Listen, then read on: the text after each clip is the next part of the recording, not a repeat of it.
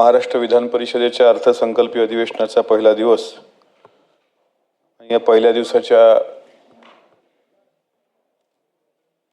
कामकाजामध्ये शोक प्रस्ताव आहेत आणि त्या शोक प्रस्तावातलं पहिलं नाव म्हणजे तुमचं आमचं सर्वांचं राजकीय दैवत म्हणता येईल आदरणीय दादांचं येणं मला असं वाटतं की माझ्यासारखा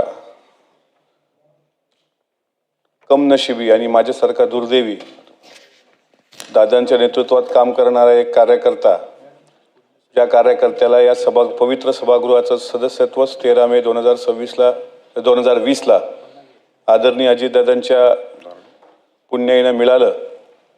या सभागृहामध्ये मी मुख्यमंत्री देवेंद्रजींना पाहिलं, मुख्यमंत्री उद्धव ठाकरे साहेबांना पाहिलं, मुख्यमंत्री एकनाथराव शिंदे साहेबांना पाहिलं आणि जेव्हा जेव्हा आषाढी एकादशीला किंवा पंढरपूरला कधी जाण्याचा योग आला तेव्हा पत्रकार बाहेर आल्यावर विचारत होते की तुम्ही पांडुरंगाला काय साकडं घातलं आणि माझं ठरलेलं वाक्य होतं की एकदा तरी आषाढी एकादशीची महापूजा ही अजितदादांच्या हस्ते झाली पाहिजे आणि त्यावर बरेच लोक हसायचे, कोणी काय म्हणायचं, पण एक गोष्ट मात्र निर्विवादपणे या निमित्तानं सिद्ध होते की महाराष्ट्राला एक धडाकेबाज नेतृत्वाला मुकावं लागलं आणि एक लेख मी मध्यंतरी वाचला होता की महाराष्ट्राला न गवसलेला एक उत्कृष्ट मुख्यमंत्री किंवा न मिळालेला एक उत्कृष्ट मुख्यमंत्री ही जी सल महाराष्ट्राच्या मनात आहे ती कायम राहील।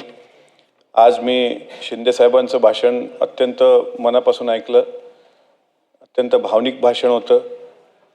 उद्धवजींचं भाषण असेल, दरेकर साहेबांचं भाषण असेल, बंटी पाटील साहेबांचं भाषण, सर्वांचं आपण सर्व सभागृहातली सन्माननीय लोक ही खूप मोठी मोठी लोक आहात। अगदी या टोकावर बसलेल्या नीलमताईंपासून अगदी सरनाईक साहेबांपर्यंत जे कोणी या सभागृहात बसलेले आहेत त्या तुमच्या तुलनेमध्ये मी फार सामान्य कार्यकर्ता आहे। माझे शेणाचे हात पेनाला लावणारा माणूस म्हणजे अजितदादा। आमच्या घरात कुठला राजकीय वारसा नव्हता। माझ्या वडिलांनी, माझ्या आजोबांनी, माझ्या खानदानात कोणी साधं ग्रामपंचायतचं सदस्यत्व पण काय असतं हे आम्हाला माहीत नव्हतं। 2019ला शारदा प्रांगणामध्ये बारामतीला छत्रपती संभाजी महाराजांच्या जयंतीच्या निमित्तानं एक व्याख्यानाचा योग आला। मला चांगलं आठवतं, रविवारचा दिवस होता आणि त्या दिवशी दादा उद्घाटन करून जाणार होते आणि कार्यक्रमाचा विषय त्यांनी वाचला की विषय काय आणि वक्ता कोण। मला म्हणाले तुम्ही कुठं असता? मी म्हटलं अकोला जिल्ह्यामध्ये असतो। तुम्ही काय करता? म्हटलं महाराष्ट्रभर छत्रपती शिवाजी महाराजांचा, शाहू फुले, बाबासाहेब आंबेडकरांचा इतिहास मांडणारा मी एक वक्ता आहे आणि मराठा सेवा संघ आणि संभाजी ब्रिगेड सारख्याच संघटनेत काम करणारा एक कार्यकर्ता आहे असं ज्यावेळेस त्यांना मी सांगितलं, चळवळीबद्दल आता नितांत आदर असणाऱ्या दादांनी ते पत्रिका वाचली आणि म्हणाले तुमचा विषय आजचा व्याख्यानाचा, मी म्हटलं स्वराज्य रक्षक छत्रपती संभाजी महाराज। स्वराज्य रक्षक संभाजी महाराजांचा हा विषय म्हणा, आमच्या पक्षात पण तुमच्याच नावाचे खासदार आहेत डॉक्टर कोल्हे, अमोल कोल्हे, आणि ते पण छत्रपती संभाजी महाराजांचा इतिहास मांडतात आणि तुमच्या नावाचं आणि संभाजी महाराजांचं काही सख्य आहे का असं मिश्किलपणे म्हणाले। आणि माझ्या भाषणाला सुरुवात होण्यापूर्वी मी विनंती केली होती आयोजकांना की दादांनी कार्यक्रमाचं उद्घाटन करून निघून जावं पुढं, पण दादांना कोणीतरी सांगितलं आयोजकांपैकी की दादा भाषण संभाजी महाराजांचं चरित्र या वक्त्याच्या तोंडून ऐका, हा जरा वेगळ्या पद्धतीनं मांडतो। आणि दादांनी गाडी टर्न केली आणि श्रोत्यांमध्ये जाऊन बसले आणि 2 तास 15 मिनटं दादांनी ते पूर्ण भाषण ऐकलं आणि भाषणानंतर ऐकल्यानंतर 3 महिन्यानंतर मला दौंड शुगर कारखान्यावरून त्यांचे स्वीय सहाय्यक अनिल ढिकले यांचा फोन आला। माझ्याकडे नंबर पण नव्हता, मी बीड जिल्ह्यामध्ये शिवजयंतीच्या व्याख्यानाला होतो।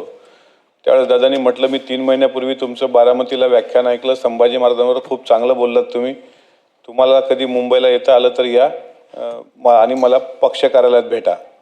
त्यावेळेस पक्ष कार्यालय बलाट पेअरला होतं, पण त्या दिवशी ते बंद होतं आणि मग B4 बंगला होता विरोधी पक्षनेते धनंजय मुंडे साहेबांचा, आणि तिथे मला भेटीचा वेळ ढिकले साहेबांनी दिला आणि त्यानंतर त्यांनी मला विचारलं की तुम्ही काम करणार का?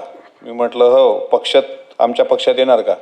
दादा माझा काही राजकारणाशी संबंध नाही, पण तुम्हाला पाहायला भेटलं हेच माझं सौभाग्य समजतो, त्यामुळे तुमचं येत असाल तर तुम्हाला आम्ही पक्षात जबाबदारी देऊ।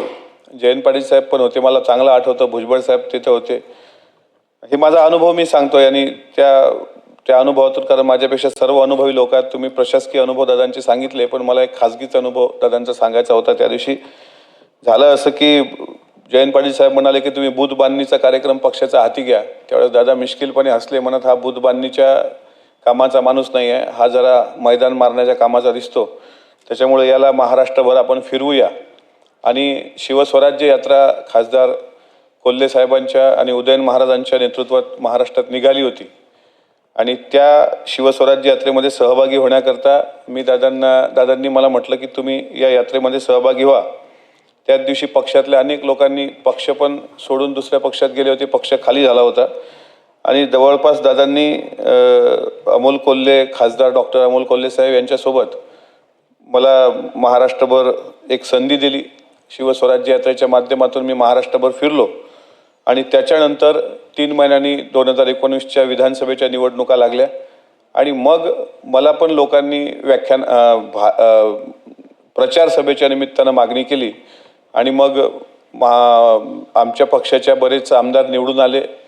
महाराष्ट्र गाजवता आला, दादांसोबत फिरता आलं, प्रत्येकाच्या सभेला जाता आलं आणि 68 सभा, जीवनात कधी एसटी प्रवास न करणारा, म्हणजे फार कमी करणारा मी व्यक्ती, 68 सभा 2019ला मला मिळाल्या विधानसभेच्या. त्यावेळेस दादांनी पक्षाचा प्रचार करायला मला पहिल्यांदा हेलिकॉप्टरची व्यवस्था करून दिली आणि हेलिकॉप्टरमध्ये मी आणि जयंत पाटील साहेब यांनी पूर्ण महाराष्ट्र पिंजून काढला. तो माझ्या जीवनाचा पहिला हेलिकॉप्टर प्रवास होता.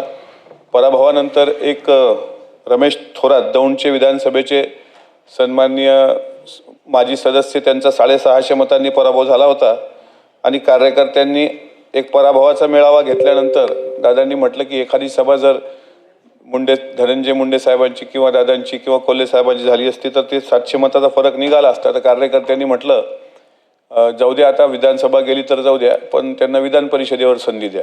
तेव्हा दादा चिडले आणि दादांच्या तोंडून आपसूक निघालं की काय आता तुम्हाला विधानसभेत संधी देतो, त्यात तुम्हाला निवडून येता येत नाही, आता विधान परिषद पण मागता. आता नाही, त्या पोरगं लय फिरलंय जरा पक्षासाठी, त्यानं जीवाचं रान केलंय, मी करन तर आमदार त्यालाच करन. आणि ती टीव्हीवर बातमी आली.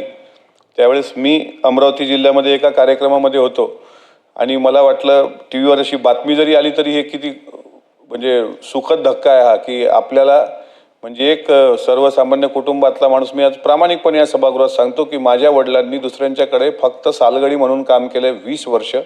त्यांच्याकडे शेण काढणं, गाई धुवणं आणि बैल चारणं, पुरण आणणं शेतामधलं, अशा कुटासा या छोट्याशा गावात, खारपान पट्ट्यातलं गाव, जिथं आता कपाशी व्यतिरिक्त दुसरं कुठलंच पीक घेता येत नाही, शापित असलेला विदर्भ जो शेतकरी आत्महत्येचा भाग आपण म्हणतो, त्या भागातून एका सामान्य कुटुंबातल्या व्यक्तीचं नाव, अजितदादांचं वाक्य होतं, त्या टीव्हीवर सुरू होतं की आमदार करणार तर मिटकरीलाच करणार. आणि कोरोना लागला होता आणि कोरोनाच्या काळात मला 9 मेला फोन आला दादांचा. रामायण टीव्हीवर सुरू असताना मी बाहेर फिरलो आणि म्हणाले तुझे काही पुस्तकं प्रकाशित आहेत काय? मी म्हटलं नाही दादा. तर म्हणाले काय तुला भाषणं जी केली त्याचं काही ऑडिट आहे का? म्हटलं काहीच नाही. तर त्यांनी फोन ठेवून दिला. नंतर मला 2 महिन्यानं कळलं होतं की राज्यपाल कोट्यामध्ये याचे निकष लागतात आणि ते निकष आपल्याकडं नाही आहेत. म्हणून दादांनी विधानसभा सदस्यातून विधान परिषदेवर आणण्याकरता एकटे दादा, म्हणजे पूर्ण पक्षाच्याही लोकांचा विरोध असताना, मी अगदी जबाबदारीने सांगतो, सतीश चव्हाण साहेब तुम्ही याचे साक्षीदार आहात, आणि त्यावेळेस 2 नावं फायनल झाली होती. एक शशिकांत शिंदे साहेब आणि 115 लोकांमधून शॉर्टलिस्ट काढून दुसरा अमोल मिटकरी, जो या महाराष्ट्र विधान परिषदेच्या पवित्र सभागृहाचा सदस्यत्व ज्या दिवशी उद्धव साहेबांनी शपथ घेतली, ज्या दिवशी नीलमताईंनी शपथ घेतली, राजेश राठोड साहेब होते, आम्ही सगळे 9 लोक, आणि त्या दिवशी दादांच्या आशीर्वादानं मी या परिषदेवर आलो. 2 वर्ष मला कामकाज कळत नव्हतं, कशा पद्धतीनं सभागृहाची आयुधं मांडायची कळत नव्हतं. रामराजे साहेब त्यावेळेस सभापती होते, त्यांना पण भेट होतो. नीलमताई उपसभापती होत्या, त्यांचं खूप मार्गदर्शन असायचं. आणि कोरोनाच्या काळात मंत्रालयात गेल्यानंतर पहिल्यांदा मी एका बदलीचं पत्र दादांकडे घेऊन गेलो. म्हटलं एक बदली आहे DYSPची. दादांनी ते पत्र वाचलं आणि दादा त्यांच्या कडक भाषेमध्ये म्हणले तुला बदल्या घेऊन आणण्याकरता काही आमदार केलेला नाही. आमदार विधान परिषदेचा काय असतो तर जरा विधान परिषदेमध्ये बसा, पूर्ण वेळ तिथे हजर राहत चला. तिथे हजर राहताना महाराष्ट्राचा कानाकोपरा त्या ठिकाणी कळत असतो. चांगले चांगले संसदपटू त्या विधान परिषदेमध्ये आहेत आणि हे अशा बदल्याची कामं, मोठे मोठे रस्त्याची कामं हे विधानसभेच्या लोकांची असतात. हे विधान परिषदेच्या लोकांनी फारसं डोकं घालायचं नाही. आणि हे विद्वानांचं सभागृह आहे असं म्हणून पहिल्या दिवशी इतकं झापलं की त्याच्यानंतर मी परत बदलीचा कागद घेऊन दादाकडे काही गेलो नाही. आणि शेवटी राजकारणामध्ये माझ्यासारखा छोटा कार्यकर्ता मोठा होत असताना अनेक ॲलिगेशन झाले. तसं पहिल्याच वर्षी 1 वर्ष पूर्ण झालं आणि कोणीतरी तक्रार केली की तुमच्या कार्यकर्ता जो आहे मिटकरी त्याने अकोल्यात 1.5 कोटीचा बंगलाच घेतलाय म्हणले. दादानी परत ज्या दिवशी मी एकदा आलो, दादाच्या लक्षात होतं. दादा म्हणाले, शहाण्या पहिल्याच वर्षी 1.5 कोटीचा बंगला घेतलाय होय रे. मी म्हटलं नाही दादा, असं काही नाही झालं. नाही म्हटलं, तुझी तक्रार आहे. तक्रारवर मौखिक सांगत नव्हते. एक तक्रार पक्षातल्याच कोणीतरी माणसाची जिल्ह्यातल्या ती वाचली. म्हटलं दादा हे तुम्ही त्याचं ऐकला तर माझी पण बाजू. पण दादा दोन्ही बाजू ऐकून घ्यायचे. दोन्ही बाजू ऐकून घेतल्यानंतर दुसऱ्या दिवशी मी ते रेंट ॲग्रीमेंट मागवलं आणि त्या दिवशी सांगितलं की दादा हे माझं स्वतःचं घर नाही, हे भाड्याचं घर आहे. पण जेव्हा मी माझं स्वतःचं घर बांधेल तेव्हा तुम्हाला यावं लागेल. हे 4 वर्षापूर्वी सांगितलं होतं. आणि आत्ता 13 जूनला 2025 13 जूनला मागच्या वर्षी दादा त्या घरी आले. दादाचे पाय त्या घराला लागले आणि तो दिवस माझ्यासाठी इतका महत्त्वाचा होता की ज्या माणसाने म्हणजे 2020च्या पूर्वी कागदपत्राची जुळवाजुळव करण्यापासून पासपोर्ट साईजचे फोटो किंवा छोटे साईजचे फोटो लागतात त्याच्यापासून काळजी घेताना त्यांचे स्वीय सहाय्यक अनिल ढिकले असतील किंवा आणखी एक व्यक्ती, यांनी सर्वांनी मिळून सहकार्य करून महाराष्ट्र विधान परिषदेवर मला संधी दिली. आणि मला माहीत होतं की मागच्या अधिवेशनामध्ये माझं आदरणीय नीलमताईंशी मी बरेचदा भेटत होतो आणि मग ताईंना मलाच माहीत आहे चर्चा दोघांमध्ये काय झाली. आणि मग या अधिवेशनाच्या हिवाळी अधिवेशनात शेवटच्या दिवशी मी नागपूरला दादांना भेटलो. दादा म्हटलं पुढं आता आणखी मला जबाबदारी द्या, संघटनेत मला काम करायचं आहे. तर दादा त्या दिवशी म्हणाले की 23 फेब्रुवारीला आपल्या महाराष्ट्राचं अर्थसंकल्पीय अधिवेशन आहे. त्याच्या पहिल्या दिवशी 2 वाजेपर्यंत आपलं कामकाज आटोपलं का तू 4 वाजता संध्याकाळी देवगिरीला येऊन भेट. तो दिवस म्हणजे आजचा 23 फेब्रुवारी 2026ला संध्याकाळी 4 वाजताची अपॉइंटमेंट मी अजितदादांची देवगिरीवर घेतलेली आहे.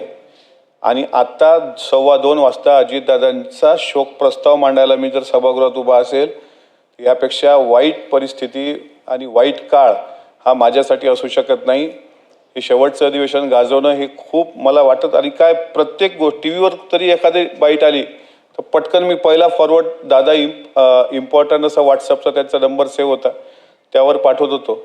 पण 27-28 जानेवारी कधी मला स्टार प्रचारक म्हणून फिरवलं. म्हणजे महाराष्ट्रात विधिमंडळात मला उत्कृष्ट संसदपटू पुरस्कार जो मिळाला हेही दादाचीच पुण्यही त्या पाठीशी होती. लंडनमध्ये जो राष्ट्रकुल संसदीय अभ्यास दौरा होता त्यात सुद्धा दादांनी पहिल्यांदा मला लंडनला पाठवलं. जी पोरं कधी आमच्या जिल्ह्याच्या बाहेर गेली आणि तशी मुलं लंडनला जाऊ शकली फक्त दादांमुळं.